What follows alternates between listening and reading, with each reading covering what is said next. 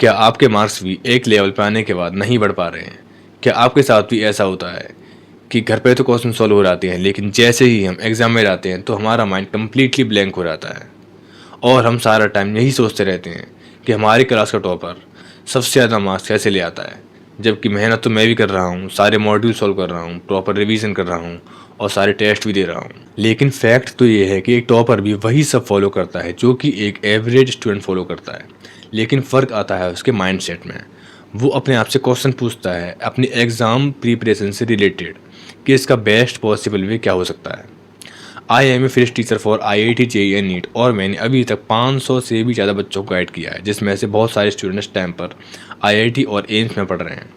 और मैंने 5 ऐसी चीज़ें ऑब्जर्व की हैं जो कि एक टॉपर्स में पाई जाती हैं। इस वीडियो का एक भी पार्ट स्किप मत करना, क्योंकि इसमें पांचों पॉइंट्स एक दूसरे से कनेक्टेड हैं। इसमें से फर्स्ट पॉइंट है प्रैक्टिस बाय सेल्फ। आपने देखा होगा, हमें किसी भी चैप्टर में कोई भी कन्फ्यूज़न होती है तो हम उस चैप्टर से रिलेटेड बहुत सारी वीडियोज़ देखते हैं और हमें ये कन्फ्यूज़न कभी ख़त्म ही नहीं होती। हमें लगता है कि इस चैप्टर में थोड़ा सा और पढ़ लेना चाहिए और पढ़ लेना चाहिए, और ये सेटिस्फैक्शन हमारी कभी भी पूरी नहीं हो पाती है।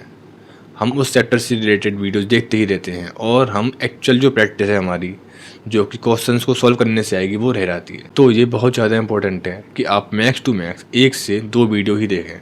उसके बाद आपको सीधे उनके एप्लीकेशन पार्ट पर आना है, मतलब आपको सीधे न्यूमेरिकल सॉल्व करने हैं। और सेकंड पॉइंट है क्वेश्चन अप्रोच। जब भी हम किसी भी क्वेश्चन को पढ़ना कंप्लीट करते हैं तो सबसे पहले हमें ये क्वेश्चन पूछना चाहिए कि उस क्वेश्चन में क्या पूछा गया है। कई बार हम क्वेश्चन को सॉल्व करते तो हैं, लेकिन उसका आंसर कुछ और ही निकाल देते हैं और बाद में पता चलता है कि हमसे तो कुछ और ही पूछा गया था और हमने कुछ और ही निकाल दिया है। तो आपको बहुत ज़्यादा इंपॉर्टेंट है इस बात का ध्यान देना कि इस क्वेश्चन में क्या पूछा गया है। तो मान लीजिए आपके सामने एक बहुत बड़ा क्वेश्चन आता है, तो आपको यहाँ पर ये गलती नहीं करनी है कि आपको इस क्वेश्चन को स्टेप बाय स्टेप नहीं समझना है, क्योंकि कई बार ऐसा होता है कि फॉर एग्जांपल 5 लाइन का एक क्वेश्चन है, तो आप इसको स्टार्टिंग से पढ़ना स्टार्ट करेंगे तो यहाँ पर क्या होगा, आपको वो लाइन समझ नहीं आएगी। क्यों? क्योंकि उसका जो एक्सप्लेनेशन है वो उसके अगली वाली 3-4 लाइन्स में दिया होता है और हम उसी एक्सप्लेनेशन को उस टाइम पर ही समझने की सबसे बड़ी गलती करते हैं और उसमें ही उलझ कर रह जाते हैं। तो आपको ये गलती कभी नहीं करनी है। आपको वो क्वेश्चन पहले पूरा ही पढ़ना है, भले ही आपको बीच में समझ में ना आए। एक बार आप क्वेश्चन को पूरा पढ़ लेंगे फिर धीरे धीरे आपको क्वेश्चन पूरा समझ में आ जाएगा। किसी भी क्वेश्चन को एग्जाम में सॉल्व करते हैं तो हमारे माइंड में स्ट्रेस आता है कि ये क्वेश्चन गलत ना हो जाए या फिर इस क्वेश्चन को बहुत जल्दी सॉल्व करना है। ऐसे ही जब भी आप किसी भी क्वेश्चन को प्रैक्टिस करोगे तो आपको ये एज्यूम करना है या फिर ये फील करना है कि आप एक्चुअल में उस एग्ज़ाम में उस क्वेश्चन को सॉल्व कर रहे हो, जिससे क्या होगा, आपके माइंड में एक स्ट्रेस आएगा और आप उस स्ट्रेस को धीरे धीरे हैंडल करना सीख जाओगे। यहाँ पर थर्ड पॉइंट है, वो है टेस्ट अप्रोच। तो ये बहुत ज़्यादा इंपॉर्टेंट पॉइंट है और यहाँ पर बहुत सारे स्टूडेंट बहुत बड़ी गलती करते हैं। वो पूरी साल मेहनत तो करते हैं, लेकिन एंड टाइम पर वो 3 घंटे ऐसे होते हैं जिस टाइम अगर आपने ये नहीं सीखा कि किसी टेस्ट को कैसे अप्रोच करना है, तो आपकी पूरी साल की मेहनत उन 3 घंटों में बर्बाद हो सकती है। तो यहाँ पर सबसे ज़्यादा जो टेस्ट की स्ट्रेटेजी फॉलो की जाती है, जितने भी टॉपर्स हैं उनमें एनालिसिस किया गया है, जो 99% टॉपर्स हैं वो क्या स्ट्रेटेजी फॉलो करते हैं, वो सबसे पहले उन क्वेश्चंस पर अटैक करते हैं जो कि सबसे ज़्यादा ईजी होते हैं। मतलब वो उन क्वेश्चन को कभी भी सॉल्व नहीं करते हैं जो बहुत ज़्यादा टफ होते हैं, भले ही उन्होंने उन क्वेश्चन की प्रैक्टिस बहुत ज़्यादा की हो।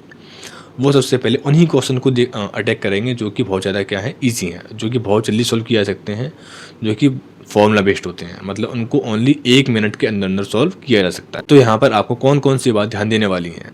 आपको स्टार्टिंग में रिलैक्स नहीं रहना है। क्यों? क्योंकि आपको लगता है कि भाई 3 घंटे तो बहुत ज़्यादा हैं, तो स्टार्टिंग में थोड़ा सा रिलैक्स कर लेते हैं। तो स्टार्टिंग में आपने देखा होगा कि किसी भी स्टूडेंट की स्पीड बहुत ज़्यादा स्लो होती है और जैसे जैसे टाइम बीतता रहता है, जैसे 1 घंटा हुआ, फिर 2 घंटा हुआ, फिर 2.5 घंटा हुआ, तो उस स्टूडेंट की स्पीड बहुत ज़्यादा बढ़ जाती है। तो आपको ऐसा बिल्कुल भी नहीं करना है। आपको स्टार्टिंग से ही बहुत ज़्यादा अवेयर रहना है। आपकी स्पीड पूरे टेस्ट में थ्रू आउट कॉन्स्टेंट ही रहनी चाहिए, जिसकी प्रैक्टिस आपको मॉक टेस्ट में करनी होती है, ताकि आप पैनिक ना हो जाओ। क्योंकि एंड टाइम पर हमारा माइंड वही रहता है कि जल्दी से क्वेश्चन को सॉल्व करो, और उस टाइम पर हम पैनिक मोड में आ जाते हैं और हमसे बहुत सारी सिली मिस्टेक्स हो जाती हैं। तो ऐसा हमें नहीं करना है। हमें स्टार्टिंग से ही अवेयर होकर एक कांस्टेंट स्पीड को मेंटेन रखना है। अब यहाँ पर ये वाला पॉइंट बहुत ज़्यादा इंपॉर्टेंट है। जब भी हम किसी भी टेस्ट को दे रहे होते हैं तो हमारे पास कोई क्वेश्चन आता है तो हम उस क्वेश्चन को नहीं छोड़ पाते हैं। फॉर एग्जाम्पल, मैंने अभी ये टेस्ट स्टार्ट किया है, तो टेस्ट स्टार्ट करने पर ही एक टफ क्वेश्चन आ जाता है, लेकिन मैंने उस क्वेश्चन की प्रैक्टिस बहुत ज़्यादा की है। तो मेरे माइंड में क्या आएगा, भाई मैंने तो उस क्वेश्चन की प्रैक्टिस बहुत ज़्यादा कर ली है और ये क्वेश्चन टफ भी है, लेकिन मैंने क्वेश्चन प्रैक्टिस बहुत ज़्यादा किया है। इसका मतलब क्या है कि मैं इस क्वेश्चन को सॉल्व कर सकता हूँ अपने फर्स्ट अटैम्प्ट में ही।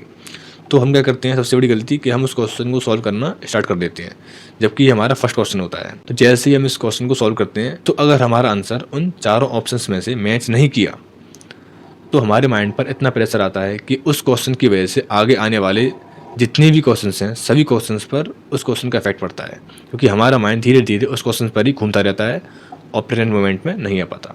तो आपको स्टार्टिंग ओनली किस क्वेश्चन से करनी है, ईजी क्वेश्चन से करनी है। यहाँ पर एक पॉइंट और भी ज़्यादा इंपॉर्टेंट है, वो क्या है, don't fight with the question. जिन्होंने भी इस पेपर को सेट किया है वहीं से ही गलती हो जाती है, और उसमें से एक्चुअल में कोई भी उसका चारों ऑप्शन में से सही आंसर नहीं होता।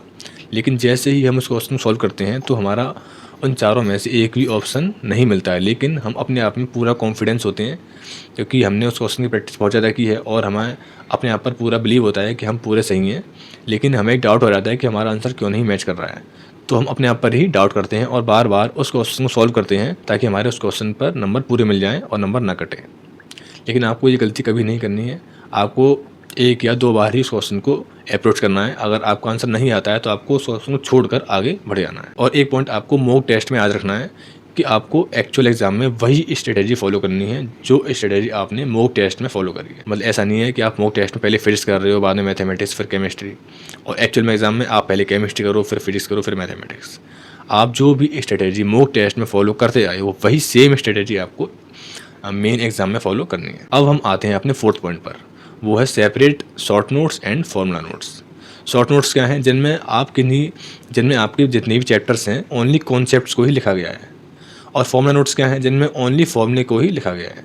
तो इससे क्या होता है कि आपको बिल्कुल क्लियर कट आइडिया रहता है कि जितनी फॉर्मूले हैं वो इस बुक में हैं, तो आपको जितनी फॉर्मूले हैं वो सभी को याद करना है, और जितने भी कॉन्सेप्ट्स हैं तो आप जो मेन एग्ज़ाम है उससे कुछ दिन पहले उन सारे कॉन्सेप्ट्स को एक ही बुक में पढ़ सकते हो। इससे क्या होगा, इससे आपके माइंड में क्लैरिटी आएगी कि ये जो बुक है इसमें सारे कॉन्सेप्ट्स लिखे हुए हैं और मैंने इसको पूरा पढ़ लिया है।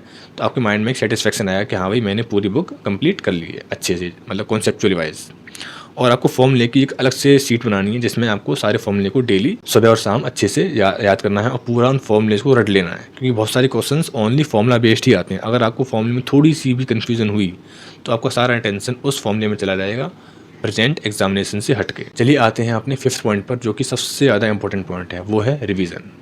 और रिवीजन एक ऐसी चीज़ है जिसको हम सबसे ज़्यादा अंडर एस्टिमेट करते हैं। रिवीजन हम क्यों नहीं करते हैं, तो इसका मेन पॉइंट आता है वो है टाइम वेस्ट। हमको ऐसा लगता है कि जब भी हम किसी भी चीज़ को रिवाइज करते हैं तो हमारा उसमें टाइम वेस्ट हो जाएगा। लेकिन एक साइंटिफिक स्टडी हुई है कि हम 14 से 15 दिन में अगर किसी भी चीज़ को रिवाइज ना करें तो उसका 90% पार्ट भूल चुके होते हैं। लेकिन हमारे माइंड में ये इल्यूजन भी होता है कि हम उसका 90% पार्ट नहीं भूले हैं, लेकिन एक्चुअल में हम भूल चुके होते हैं। इसलिए रिवीजन बहुत ज़्यादा इंपॉर्टेंट है। तो बिगिनर लेवल पर आपको बहुत ज़्यादा रिवीजन करना है और धीरे धीरे आप रिवाइज करते रहोगे तो आपके माइंड में फुल क्लैरिटी धीरे धीरे आ जाती है। तो रिवीजन करने के लिए भी 2 मेथड है हमारे पास, एक है एक्टिव रिकॉल और सेकंड है पैसिव रिकॉल। तो यहाँ पर एक्टिव रिकॉल क्या है कि आपको वो चीज़ अपने आप से रिकॉल करनी है कि मुझे कौन सी चीज़ याद है। तो आपको मन में ही सोचना है कि वो फॉर्मूला क्या था। और पैसिव रिकॉल में क्या होता है, पैसिव रिकॉल में आप जैसे ही आपने उस फॉर्मूले को ही देख लिया और फिर आपने क्या, अच्छा फॉर्मूला ऐसा है। तो यहाँ पर कौन सा मेथड सबसे बेस्ट है, वो है एक्टिव रिकॉल, क्योंकि एक्टिव रिकॉल में आप एक्टिवली उस फॉर्मूले को अपनी मेमोरी के थ्रू याद कर रहे होते हो, जहाँ पर आपका एक्चुअल में रिवीजन होता है। लेकिन सबसे बड़ी गलती हम क्या करते हैं, हम फॉर्मूला नोट्स उठाते हैं और सीधे उसको जो फॉर्मूला है उसको ही देख लेते हैं। तो वहाँ पर हमने रिकॉल नहीं किया है, वहाँ पर हमने सीधे जो कॉपी में फॉर्मूला लिखा हुआ है उसी को देख लिया है। This is the best way to revise anything. अगर आपकी लाइफ में भी बहुत सारी डिस्ट्रैक्शंस हैं और आप अपने फ़ोन को नहीं छोड़ पाते हो और पूरे दिन फ़ोन पर इंस्टाग्राम रील स्क्रॉल करते रहते हो, तो मैंने इस कॉन्सेप्ट पर एक in depth full mind trap की एक वीडियो बनाई है। तो आप उसको देख सकते हो और आपको बहुत ज़्यादा लाइफ में क्लैरिटी आएगी। अगर आप उस वीडियो में दिए गए स्टेप्स को फॉलो करते हो तो आप 3 से 4 दिनों में ही अपने फ़ोन को छोड़ दोगे। And I will see you there, bye.